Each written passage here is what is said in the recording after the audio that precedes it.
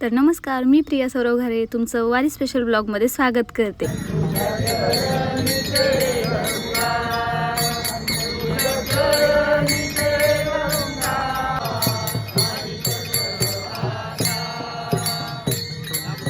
हा 2 दिवसापूर्वीचा व्हिडिओ आहे। व्हिडिओ टाकायला जरा लेटच होत आहे, थोडंसं मोबाईलला चार्जिंग नसते किंवा काही कारणास्तव, आणि दिवसभराचं शेड्यूल असं असतं की पूर्ण दिवसभर आम्ही चालत असतो, पण चालायचंच। तर हा आमचा प्रवास होता भिगवण ते इंदापूर। सकाळ सकाळी इतकी छान फ्रेश सुरुवात झाली होती म्हणून मी हंडा घेऊन चालत होते। पण हा अनुभव घेत असताना मला एक मनाला जाणीव झाली, आपली आधीची पिढी जशी ही परंपरा पुढे चालत ठेवत आहे, खरंच आपल्याला ही जबाबदारी घ्यायला जमेल का? लगेचच असं वाटतं की भाव तिथे देव। जर आपला भाव शुद्ध आहे तर देव नक्कीच आपल्याकडून ही परंपरा ही पार पाडून घेईल।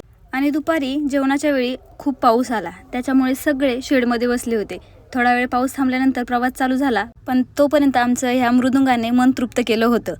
त्यानंतरही खूप पावसाचं वातावरण झालं होतं आणि 3 सांजेच्या वेळेला तरीही आम्ही चालत होतो।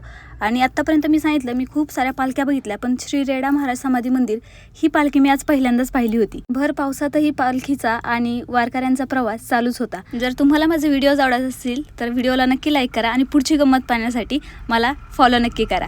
तोपर्यंत सगळ्यांना रामकृष्ण हरी।